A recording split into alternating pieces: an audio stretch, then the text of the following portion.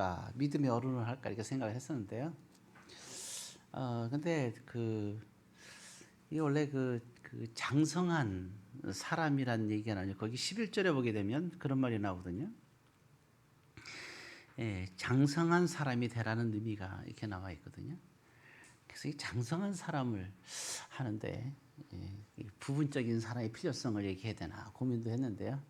그래서 장성한 사람으로 결정을 하고, 그냥 장성한 사람이라 그러면 뭔가 좀 어디가 안 맞는 것 같았고, 그래서 고민을 하다가 믿음의 어른이다 이렇게 얘기했습니다. 그래서 우리가 믿음의 어른에 관한, 우리 모두가 같이 믿음의 어른이 돼야 되니까 이런 제목을 냈어요. 자, 우리 서로 전후좌우 간에 인사하길 바라는데요. 사랑을 깨닫는 성도가 됩시다. 인사 시간입니다. 예. 오늘 11절 아까 말씀드렸지만 사랑장에서 쭉 얘기하다가 이제 결국 이제 거기서 결론적인 얘기가 그런 얘기를 하고 있거든요. 보면 장성한 사람이 되어서는 11절 맨 끝에 보면은 어린아이의 일을 버려놓으라 이렇게 되고 있어요. 그래서 이게 장성한 사람이 된다, 믿음의 장성한 사람이 돼야 된다는 얘기거든요. 우리가 그렇잖아요. 이제 이 세상에 태어나 사람은 사람은 참 특이해요. 사람하고 짐승하고 많이 차이가 있는데, 사람들은 많은 문화를 가지고 있고 또 전통을 갖고 살아요. 짐승들은 그냥 습관적으로 이렇게 사는데 사람은 그렇지가 않죠. 역사가 반복되면 반복됨에 따라서 점점 발전시켜요. 그거 참 희한하잖아요. 전쟁만 하더라도 그래요. 처음에 전쟁할 때는 나뭇가지로 하다가 나중엔 돌 가지고 하다가 돌을 때려 가지고 부서지면 그걸로 하다가 또 돌을 다듬고, 또 쇠붙이로 구리로 하다가 또 쇠붙이로 하고, 또 그거 하고 또 칼로 만들고 총으로 만들고. 이번에 보니까 중국에서 캄보디아하고 같이 연합 훈련하는데 보셨겠지만 로봇가 기관총을 쏘게끔 해서 연합 훈련을 하는 장면이 나왔죠. 이제 로봇가 이제 싸우는 시대가 또 되고 있고, 점점 이렇게 사람은 계속 이렇게 그런 것만 보더라도 이어져서 내려와요. 이동하는 것도 마찬가지잖아요, 그죠? 처음에는 그냥 이동했다가 나중에 좀 더 빠르게 편하게 이동할 수 없을까, 그러니까 소나 짐승을 앞에 놓고 거기 뒤에 이렇게 대충 나무로 만들어 가지고 뒤에서 끌고 가게끔 해서 편안하게 가기 시작을 하고, 그러다가 또 석탄도 잔뜩 또 불태워 가지고 또 가기도 하고. 지금은 위성 같은 거 공중에다 올리고 달 날아가는 건 기본이잖아요. 우주까지. 그러니까 인간은 참 달라요. 이렇게 모든 걸 이렇게 짊어지고 있거든요. 근데 태어나자마자 우리가 가만히 있으면 결국 무슨 구석기 시대나 신석기 시대에 살고 있거든요. 우리는 지금 현대를 살고 있는데, 그렇게 좀 살고 있거든요. 그래서 사람은 그러니까 그걸 따라가기 위해서는 결국 뭐가 필요하면 교육이라는 게 필요한 겁니다. 그래서 사람은 교육이 없이는 살 수가 없어요. 교육은 우리를 변화시키는 거고, 사회는 점점 변화되는데 나는 교육을 받기 싫어한다. 결국은 그러면 우리는 도태될 수밖에 없잖아요. 그래서 이제는 자식들도 노력해야 되고 부모도 노력해야 되는 그런 시대를 살고 있잖아요. 자, 그러면 우리가 믿음이라는 것도 마찬가지예요. 믿음 생활도 우리가 변화가 있어야 되는 거잖아요. 처음에 예수를 모르다가 예수를 알았어요. 그러고 나서 평생을 사는데 나 예수 알아만 이렇게, 나 예수 알아, 예수 믿는 구원받는 거 알아, 평생 그렇게 생각하고 살고, 그래서 만난 사람마다 예배도 안 드리고 신앙생활도 안 하고 물질적이거든 뭐든 봉사는 아무것도 안 하면서 맨날 얘기하면 나는 구원 얻을 수 있어. 왜? 난 예수 믿기 때문에. 맨날 그 자리에서 이렇게 변화가 없다 그러면 마찬가지잖아요. 그래서 우리가 세상의 삶도 그렇고 신앙생활도 그렇고, 그래서 교육이 필요한 거고, 그래서 거기서 우리는 알아가야 되는 거죠. 왜냐하면 아는 만큼 눈에 보인다 그랬잖아요. 신앙생활도 눈에 보면 아는 만큼 보이는 거니까 마찬가지라고 생각이 됩니다. 그래서 오늘 여기 본문에 보면 그래서 신앙생활에서는 장성한 사람이 돼야 되고 어린아이 같은 모습을 버려야 된다라고 얘기를 하고 있거든요. 그래서 각자의 성장은 다르지만 적어도 우리는 성장하려고 노력은 해야 되는 것이라는 것을 우리는 알아야 됩니다. 그래서 우리가 신앙의 교육이라는 것도 꼭 필요한 거죠. 자, 그래서 이제 그러면 과연 장성한 사람이란 것은 어떤 사람이냐 했을 때 결론은 하나예요. 사랑하는 사람이다. 예. 이제 11절에 얘기하는 위에가 사랑에 대한 얘기를 나왔잖아요. 사랑하는 사람이다. 사랑하는 사람이 우리가 장성한 사람이라는 거죠. 사랑할 줄 지금까지는 우리가 사랑할 줄 몰랐는데 이제는 우리가 사랑을 알아가야 돼요. 그리고 사랑을 알아야 되고 사랑을 점점 우리가 하면서 살아갈 수 있는 사람이 돼야 돼요. 이 사랑은요, 우리가 받는 게 아닙니다. 사랑은 주는 거예요. 예, 주는 것과 받는 것의 차이를 우리는 알아야 되죠. 어린아이들은 받기만 원하는데 그러나 장성해지려면 성장하려면 주는 법도 우리가 배워야 되잖아요. 그래서 이제 주는 것이 무엇인지 무엇을 줘야 되는지를 또 얘기해야 되는데 그럼 여기서 우리가 사랑하는 사람이라고 그랬을 때 이거는 우리는 그냥 해도 되고 안 해도 되는 게 아니라 필연적인 거죠. 구약 시대 또 여러 가지 우리가 신앙생활하고 뭐 십계명을 지키고 할례를 행하고 여러 가지 살았지만 오늘 신약 시대를 살아가는 저와 여러분들에게 있어서 꼭 필요한 건 뭐냐? 우리에게 있어서는 사랑하며 사는 겁니다. 그럼 사랑이 뭐냐고 했을 때 오늘 본문에서 우리 얘기하고 있는데요. 거기 11절에 보게 되면 사랑한다는 것은 세 가지를 얘기하고 있어요. 하나는 깨닫는 겁니다. 예, 깨달을 수 있어야 돼요. 그 다음에 두 번째는 말할 수 있어야 됩니다. 그냥 막 말하는 거 말고 잘 말을 해야 돼요. 말을 잘해야 되고요. 세 번째는 생각을 잘해야 됩니다. 생각하며 살아야 돼요. 그래서 보게 되면 세상에도 그런 말 하잖아요. 이 세 가지를 얘기해서 훌륭하게 된 철학자도 많고 훌륭하게 된 사람이 참 많이 있어요. 그리고 앞으로도 이 세 가지를 얘기한다면 그 사람은 잘할 수 있고요. 요즘 뭐 유튜브를 통해 갖고 막 이렇게 직업으로 하는 사람도 많고 하던데 이 세 가지만 잘하면 유튜브로서도 아주 그냥 인기를 얻을 수 있지 않을까 생각합니다. 자, 성경의 원리를 가지고 하면 잘 될 수밖에 없죠. 그럼 먼저 이제 우리가 나눠볼 텐데, 이제 깨닫는 사람에 대해서 얘기하고 싶어요. 사랑해야 된다는데, 사랑에 대한 깨달음이 있어야죠.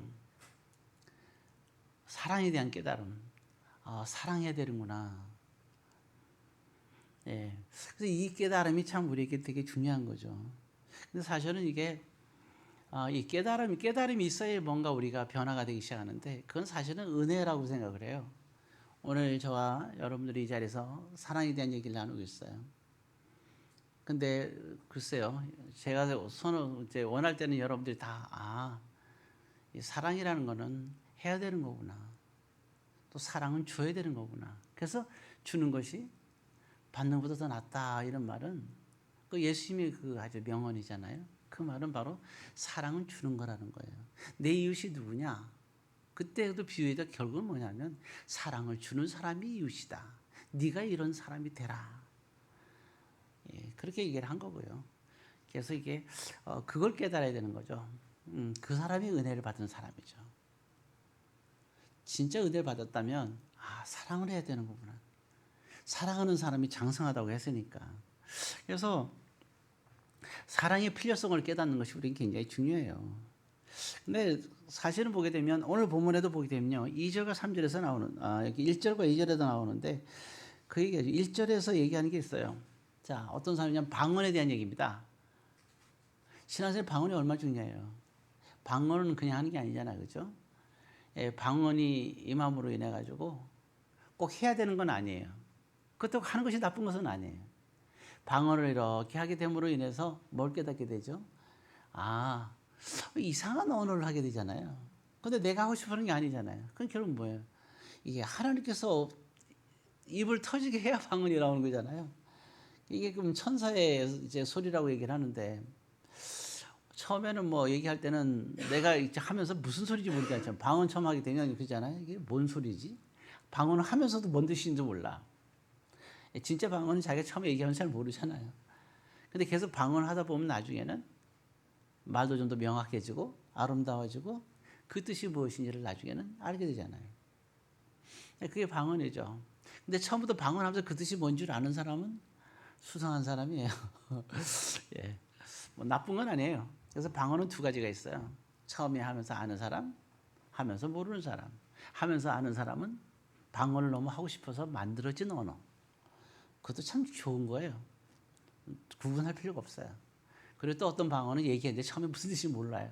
그러다 한참 방언하다 보면 어느순간 그 뜻이 알아지게 되는 거고요.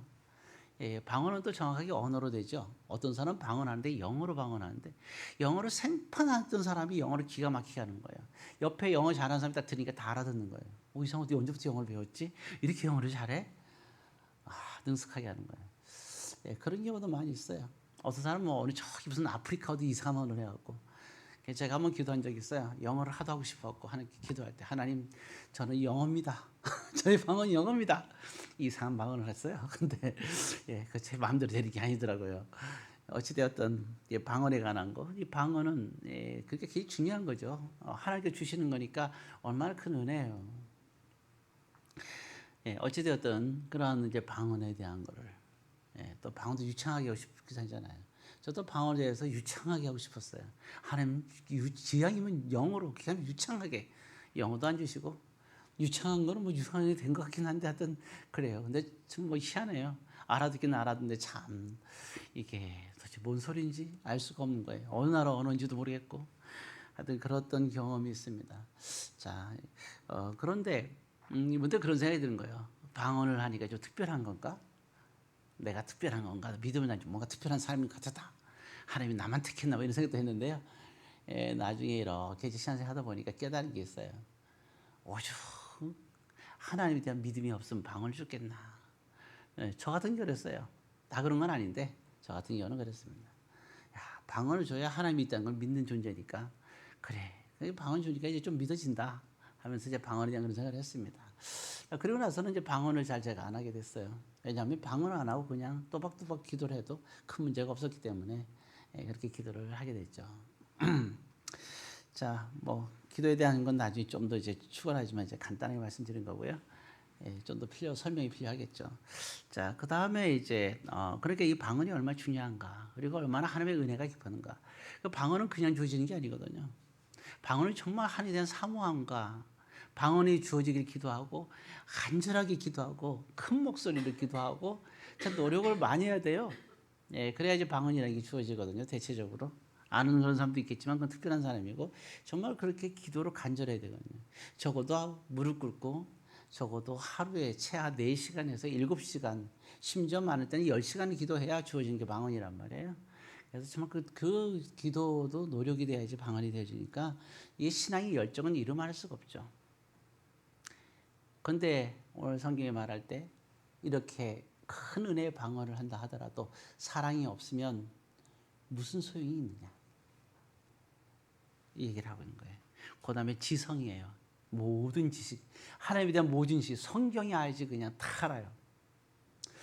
율법사가 어느 날 예수님께 찾아와서 어떻게 하면 구원할 수 있습니까? 그러니까 너는 어떻게 생각하냐? 쫙 나열하는 거야. 기가 막히게 얘기를 해요. 십계명부터 얘기 쫙 하니까 예수님이 뭐라 그랬어요? 네 말이 맞다. 너무 잘하는 거예요. 너무 잘한 거예요. 너 어떻게 그렇게 살았니? 예, 그렇게 살았어요. 근데 십계명의 본질이 뭔지를 우리가 알아야죠. 십계명을 왜 만들었는가? 십계명을 만들면서 사실 그렇잖아요.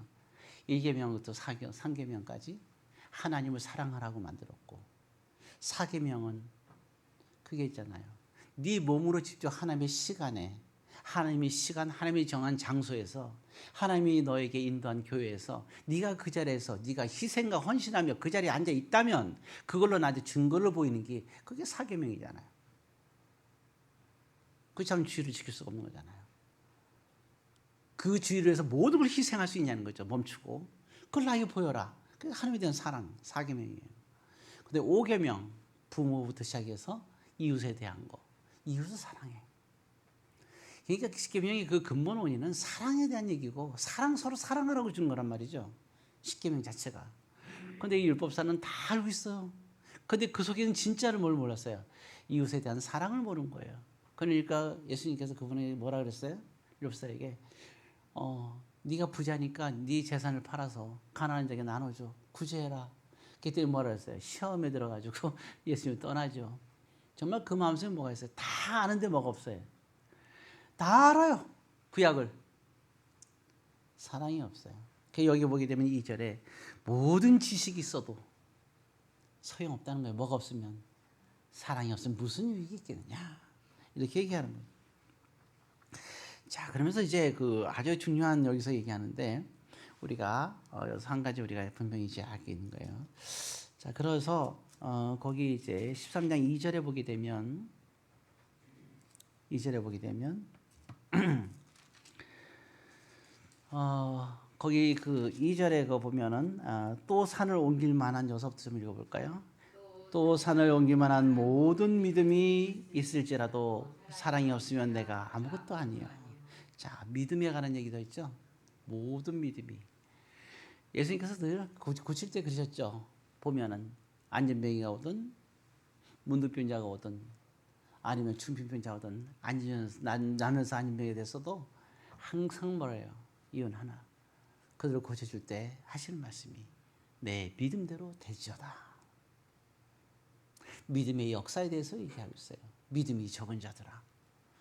근데 모든 믿음을 가진 이 사람, 기도해서 사람들의 병도 고쳐주고 믿음으로 헌신과 봉사하고 다 하는 거예요. 믿음으로 모든 것을 다 해요. 그런데 뭐가 없으면? 사랑이 없으면. 그러면서 아주 중요한 얘기를 끝에 해요. 내가 아무것도 아니요. 이렇게 나오거든요. 내가 아무것도 아니다. 하나님이 우리를 이 세상에 창조하셨는데 나의 정체성이 없어지는 거예요. 내가 없어요. 내가 없는 거예요. 여러분, 하나님이 없으면 우리는 없는 거예요. 하나님이 우리를 붙잡고 있지 않으면 우리는 아무것도 아니에요. 하나님과 나와의 관계가 없으면 아무것도 아니에요. 그냥 짐승이나 다를 바가 없어요. 여러분 그 동물의 왕국에서 보세요. 짐승들. 사납긴 하지만 살아가는 거 보세요. 먹고 살기 위해서 그들도 짐승도 먹고 살아야 될 거 아니에요. 그러니까 먹고 살려고 이렇게 발버둥 치는 거지. 잔인하긴 하지만 인간들은 잔인하지 않나요? 내가 잘 되게 상대방 죽이는 일이 허다하잖아요. 그리고 못된 것들도 많이 있잖아요. 예, 어찌되었든 짐승도 먹고 살기 위해. 그러니까 짐승이나 우리가 다른 바가 뭐가 있냐고요. 다를 바가 없어요. 단 차이점이 있다면 딱 하나님이 우리와 함께하고 있다는 거죠. 물론 개변을 이루는 사람도 있을 수 있어요. 그럼 무슨 짐승하고는 하나님께서 같이 안 합니까? 이상한 얘기를 하는데, 자, 그 말도 안 되는 얘기죠. 그러니까 저와 여러분들의 존재는 하나님이 함께했을 때 우리의 존재가 있는 거예요. 그럼 하나님과 우리와의 끈을 붙잡아 준 게 뭐냐? 사랑이거든요. 우리가 사랑을 할 때 주님이 우리와 함께하는 거예요. 포도나무 가지에 비유해서도 마찬가지예요. 가지가 나무에 붙어 있으면 열매를 맺고 무엇이니 구하면 다 응답이 되는 거예요. 그런데 붙어 있는 게 뭐냐 이게? 나의 계명을 가지고 지키는 자라는데 그게 뭐냐고 그게 사랑이거든요. 사랑을 해야 돼요. 이 고린도서는요, 그냥 오래 참고 온유하면 이 차원이 아니에요. 그냥 사랑인 거예요. 사랑의 필요성을 알아야 되는 거예요. 오늘 여러분들 그 사랑의 필요성을 깨닫기를 원해요. 여기서 주어지는 세 가지는 첫 번째가 사랑이 필요하다는 걸 깨닫는 거예요. 다 깨닫는 건 아니겠죠. 그러나 정말 이걸 깨닫는 게 중요합니다. 사랑하는 자가 나라는 존재의 의미가 있는 거예요. 이 세상에 누가 너는 누구야? 아무개야. 너는 참 괜찮아. 넌 법에서 사는 인간이야. 넌 참 괜찮은 사람이야. 너는 위대한 시인이구나. 너는 참 멋진 정치인이구나. 너는 뭐구나. 다 소용없어요. 사람이 돼야죠. 사랑하는 사람이 사랑인 거예요. 자, 그리고 내가 없는데 무슨 의미 있어요? 나란 정체성이 있어야 되죠. 그게 이제 사랑으로 있어야 된다 하는 겁니다. 두 번째는 뭐냐 얘기할 때 거기 11절에 또 나와 있죠. 보게 되면 첫 번째 보게 되면 내가 어렸을 때는 뭐 하는 것이 말을 두 번째는 말하는 겁니다. 사랑은 말하는 거예요. 여러분 이게 사랑한다 이 뜻이 아니에요. 나 너 사랑이라고 말하는 뜻이 아니에요. 표현을 말하는 거예요. 표현. 어떻게 말하느냐. 사람은 세 가지로 말해요. 처음에는 마음으로 말해요. 상대방 볼 때 왜 마음에 그 사람 보면 좋은 마음이 있잖아요. 두 번째는 눈으로 말해요. 눈과 표정이죠. 세 번째는 입술로 얘기하는 거예요. 이 세 가지의 표현이 있어요.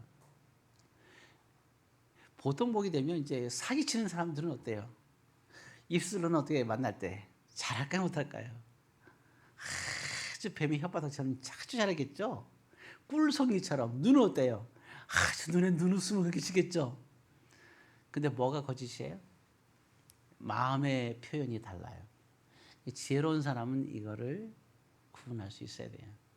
그래서 사람을 판단할 때 적어도 저는 그렇게 생각해요. 5년은 지내야 적어도 그 사람의 마음을 알죠. 우리 성도들도 5년 된 분들과 5년 되지 않은 분들의 차이가 있어요. 5년 정도 지나게 되면 제가 오른쪽으로 가세요 하면 3자 왼쪽으로 가요. 왜냐하면 제가 꼭 왼쪽으로 가야 되는데 오른쪽으로 가라고 얘기하거든요. 그러니까 이걸 5년 지나면 아는 거예요. 그 마음을. 마음의 언어. 그걸 알 수가 있는 거죠. 이 사람이 이렇게 그걸 알았어요. 마음의 언어를 알았을 때, 그리고 진짜 그 사람을 판단할 때인 거예요. 그 사람이 우리는 생각할 때 진짜 판단은 뭐냐? 그 사람의 마음을 갖고 내가 판단해야 돼요. 우리가 입술로 얘기하거나 눈으로 얘기한 거에서 상처받을 필요는 없어요. 그는 그만큼 관계가 약하다는 거예요. 사랑을 하는 사람들은 그러지 않아요. 그 사람이 아무리 입술로 잘못하고 아무리 그 사람이 눈으로 표정도 묘해도요. 그렇잖아요. 그 사람이 나한테 막 화를 내는 것 같아. 근데 왜냐하면 그 사람이 너무 오늘 일과가 힘들었어. 너무 피곤한 거예요. 겨우 피곤한데도 그래도 그 사람 앞에서 사랑하는 사람이니까 겨우 눈을 뜨고 비시비시 서 있는 거예요. 근데 이 사람 볼 때는 뭐예요? 이제 오해라는 거지. 이 사람은 진짜 나한테 화를 내고 있구나. 이렇게 생각하는 거죠. 자, 그러니까 뭐예요?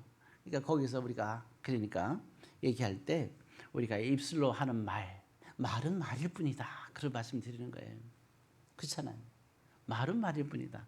그리고 표현도 그 사람이 하루에 일과가 담겨 있는 거기 때문에 어쩔 수 없는 거예요. 그렇지만 마음은 안 그래요. 마음은 우리가 그래서 마음을 알아야 그 사람을 안다 하시는 거죠. 있어야 그 사람의 마음을 어떻게, 인간의 마음을 어떻게 하느냐 그렇게 얘기하잖아요. 그래서 우리가 표현하는 것이 세 가지의 표현이 있어야 돼요. 그래서 제일 힘든 게 마음의 표현이고, 왜냐면 마음이 가기가 힘들잖아요. 안 그래요? 그림을 보고 우리가 그림을 생판 안 보는 사람이 좋은 그림을 봤어요. 그럼 어디로 가져가요? 옛날 같으면 화장실 가서 그걸로 휴지를 썼죠. 아무리 좋은 그림도. 왜냐하면 그 사람 눈에는 그림이 그냥 그림일 뿐이거든요. 그러나 어느 그림은 어떤 사람들은 그 그림을 보고 마음이 움직인단 말이에요. 그리고 우리는 감동이라고 얘기를 하잖아요. 어떤 사람이 우리가 찬양대가 오늘 이렇게 잘했는데, 찬양대 잘했는데 어찌 그냥 아주 세계적인 음악가가 와서 다 듣는 거야. 예를 들어서 그러면 어디가 틀린지 다 알잖아요. 그죠? 맞는 것도 있고 잘하는 것도 있지만 틀린 게 너무 잘하잖아요. 그럼 먼저 그 사람들은 이게 어디가 어떻게 하면 되고 딱 생각머리 할 거 아니에요. 그러니까 그 찬양 속에서 그렇지만 그럴 때 마음이 움직임이 없겠죠. 그렇지만 우리가 이 찬양 속에서 마음이 움직이는 성도, 그래서 박수 치게 되잖아요. 오히려 뛰어난 사람보다, 그렇게 지식적으로 뛰어난 사람보다 사랑이 있으니까 감동의 박수를 치는 거거든요. 그래서 찬양하는 사람들은 열심히 준비를 진짜 해야 되는 거고, 생명을 걸어야 되는 거고, 거기에서 일주일을 희생과 헌신해야 되는 것이고, 그 안에 정말 그 표현이 있어야죠. 어떤 찬양 속에 뭐가 표현이 있어야 돼요? 입술로만 하는 표현은 의미가 없어요. 그냥 좋게 될 뿐이에요. 저는 진실이가 세계적인 피아니스트가 아닌 게 정말 다행이에요. 너무 피아노만 치면 예배에 집중이 안 되잖아요. 안 그래요? 너무 뛰어넘은 것 같아요. 거기에 마음을 뺏기게 되면 찬양의 의미를 모르잖아요. 모르니까. 그렇다고 노력하지 말라는 건 아니고 죽을 때까지 노력해도 괜찮아. 어찌되었든 그런 거잖아요, 우리가. 그래서 정말 우리가 그 마음에, 그래서 찬양을 할 때는 항상 마지막에는 마음이 제일 중요하죠. 내 마음가짐이. 그래서 이 마음가짐 가지려고 얼마나 노력을 해요. 그 세계적인 그 우리가 그 한국에도 많잖아요. 근데 그 보니까 조수미 같은 그분도 몇 번 제가 얘기하지만 사람이 살면서 여름에도 또 이 차가운 물에 시원하게 들어가고 싶을 때가 얼마나 많아요. 단 한 번도 안 들어갔다잖아요. 왜 목에 조그만 이게 그러니까 영향을 줄까봐. 이게 참 대단하지 않아요? 그러니까 조수미의 노래를 제가 딱 평생에 한 번 들어봤어요. 직접 공연에 가서 들었는데 진짜 일단 그 노래가 완전히 그 자연에서 부는 바람 소리 같고 새 소리 같아요. 너무 좋은 거예요. 근데 거기에 젊었을 때 부르는 노래는 별로 감동이 없었어요. 직접 듣지 못했지만. 그러나 나이가 들어서 이렇게 부르는데 제가 감동을 받았어요. 왜냐하면 지금은 마음을 담아서 부르더라고요. 다는 아니었지만. 그래서 참 그 부분에서 감동받았거든요. 그래서 진짜 그 찬양은 마음으로 부르는 찬양이 참 위대하다 생각 들거든요. 자, 어찌되었든 그래서 이게 우리가 말하는 데 있어서 여러분들도 세 가지 훈련을 해야 돼요. 내가 마음은 그런데 내가 그냥 표정이 안 좋다. 그럼 표정을 고치셔야죠. 저도 잘 안 되지만 저는 표현을 나름대로 잘 하려고 그래요. 웃지 못해서 그렇지 표정을 나름대로 노력을 하고 있어요. 화가 나도 똑같은 표정, 웃겨도 똑같은 표정을 지려고 노력을 하고 있어요. 저 사이 막 기쁜데, 근데 재밌는 게 있잖아요. 성도들이 있어도 똑같은 하루에 주일날 어떤 성도는 큰 슬픔을 갖고 있고 어떤 사람은 기쁜 것을 갖고 있잖아요. 그럼 제가 어떤 표정을 줘야 되겠어요? 기뻐해야 될까요? 슬퍼해야 될까요? 중간 표정을 줄 수밖에 없잖아요. 그 목사라는 표현은 그런 자리예요. 그러다 보니까 그냥 중간쯤 표현이 돼요. 그러다 보니까 사진 찍을 때도 잘 웃는 게 안 되더라고요. 어찌되었든 예를 들어서 그런 걸 말씀을 드리는 거죠. 그래서 우리가 그 표현, 여러분들의 표정을, 근데 여러분들은요 항상 기뻐하고 감사를 했으니까 지금부터 여러분들은 이게 언어, 여러분들의 그 얼굴의 언어를 해보세요. 그럼 상당히 또 유익하지 않을까 생각이 들어요. 그리고 입술은 당연하죠. 말의 훈련. 일단 중요한 건 여러분들 단어부터 시작하세요. 단어부터 시작하고요. 단어부터 하나하나 시작하고 그 뜻이 무엇인지 알고 훈민정음도 여러분들 아시고요. 자음모음을 갖다 처음부터 다시 한번 한글에 대한 자음모음부터 한번 공부를 시작해 보세요. 영어 공부를 하면 알파벳 하듯이 자음모음부터 시작하고 그리고 그게 연결이 돼서 어떤 소리가 나는지 그리고 그 단어들은 어떨 때 표현하는 건지 그럴 때 한국어가 가치가 있거든요. 저 사람을 태양이 막 이렇게 빨갛게 이렇게 막 타오르는데 이걸 어떻게 표현해야 될까? 어떤 단어로 내가 표현할까? 그래서 그때 표현하는 거 나는 잘 모르면 그럼 다른 사람은 어떻게 표현했을까? 그 표현들을 보면서 우리가 하나하나 연구를 해야 돼요. 그래서 언어는 연구를 해야 됩니다. 나중에 혹시 또 필요하면은 와서 얘기하면 제가 조금 더 도움을 드리도록 할게요. 자, 그래서 말할 때 적어도 기본적인 네 가지가 있어요. 하나는 첫 번째 얘기할 때는 온유하게 얘기해야 돼요. 저는 설교할 때 저는 이렇게 여러분들이 가끔가다 졸릴 때도 있죠. 그럼 더 졸리죠. 왜? 제가 소리를 잘 안 내잖아요. 왜냐하면 사람들하고 대화할 때도 온유하게 얘기해야 되는데 감히 하나님의 말씀을 전하는데 제가 화를 내면 안 되잖아요. 그렇잖아요. 하나님의 말씀이 여러분들에게 온유하게 하나님께서 전할 때는 어떻게 전할까? 온유하게 전할 것 같아요. 산상수훈할 때도 마찬가지고 심령이 가난한 자는 복이 있나니. 그래서 이게 언어는 첫 번째에서 온유함이 있어야 됩니다. 제일 좋은 건 대화하듯이. 근데 대화가 늘 싸우는 대화들하면 골치가 아프죠. 그럼 그거를 왜 고쳤어야죠. 그래서 언어에서 온유하게. 두 번째는 제일 문제가 자랑이에요. 자기 얘기 많이 하면요. 이렇게 생각해요. 자기 얘기를 2분에서 3분 이상 얘기하면 자랑이에요. 뭐가 됐든 간에. 만약 3분에서 5분 넘었다. 무조건 자랑이에요. 여러분 우리가 얘기를 많이 하고 싶어도 3분 정도 얘기하면 멈춰야 돼요. 어떤 얘기도. 안 그러면 자랑이 돼요. 그래서 여러분들은 얘기할 때 그 자랑하는 언어 하지 말고요. 나는 이번에 뭘 했어. 그것도 막 신나세요. 여러분 있어요. 또 내가 너무 신나는 것도 자랑이에요. 내가 너무 좋았던 것도 자랑이고요. 내가 너무 힘들었던 것도 자랑이에요. 내가 너무 아팠던 것도 자랑이에요. 우리는 정도의 선에서 넘는 건 자랑입니다.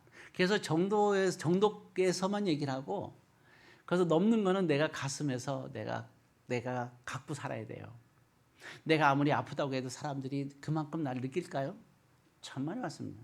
자기가 겪어보기 전에는 느낄 수가 없는 거예요. 근데 그걸 얘기를 한다고 해서 될 수 있는 건 없어요. 그래서 우리가 얘기할 때 간단하게 얘기를 하죠. 이번에 어디 갔다 왔는데 참 좋았어. 나 이번에 배가 많이 아팠어. 나 이런 일이 있어서 너무 힘들었어. 이 정도는 간단하거든요. 그러면 기도해줘. 딱 좋습니다. 그리고 이제 같이 기도하고. 그래서 자랑하지 말고. 그 다음에 세 번째는 무례히 행하지 말라는 거죠. 우린 때로는 무례할 때가 있어요. 왜 무례하게 행하느냐? 내 마음에 안 드니까. 내 뜻과 어긋나니까 무례하게 행할 때가 있어요. 저 사람 생각과 내 생각이 다른 거예요. 그러니까 거기서 이제 화를 내게 되죠. 일방통인 경우가 많이 있죠. 그 다음에 또 마지막으로는 이제 성내는 것. 그 표현이 나는 성내지 않는데 사람들이 성낸다고 얘기한다. 이 사람들은 정말 심각한 사람들이에요. 나는 성을 안 내. 근데 사람들은 나보고 성낸다고 얘기를 해요. 거의 구제가 불가능한 정도 이 사람들은. 그러면 정말 심각하게 금식해야 돼요. 그래서 이분이 해결해야 됩니다. 난 싸우지 않아. 근데 사람들이 싸운다고 얘기를 해. 심각한 거예요, 이 사람들은. 차로 말하면 폐차 직전이에요. 죽어있는 사람들. 이 표현. 자, 이제 말씀을 마치겠어요. 오늘 이제 깨닫는 거와 말하는 것, 이제 마지막으로 생각하는 것이 있지만 그건 오후에 나누도록 하고, 오늘 저와 여러분들이 주어진 말씀, 주님의 은혜가 여러분들 다 임해서 사랑이 필요하다는 것을 꼭 깨닫고, 반드시 필요한 걸 깨닫고, 두 번째 여러분들이 표현하는 데 있어서 이것을 여러분들이 정말 하나님의 사람들이 꼭 있어야 될 것, 말하는 것, 이 표현을 여러분들이 고급스럽고 교양 있고 아름답게 할 수 있는 그러한 믿음의 사람들이 다 되시기를 주의 이름으로 권면드립니다. 기도하겠습니다. 사랑의 아버지 하나님, 이 시간에도 함께 해주시며 여기 있는 모든 성도들이 정말 사랑할 수 있는, 사랑을 줄 수 있는 믿음의 사람들이 되게 하여 주옵소서. 예수님의 이름으로 기도드리옵나이다. 아멘. 우리 다 같이 자리에 일어나서 찬양하겠습니다. 복음성가 229번 1절입니다. 주여 우리의 죄를 1절만 보겠습니다.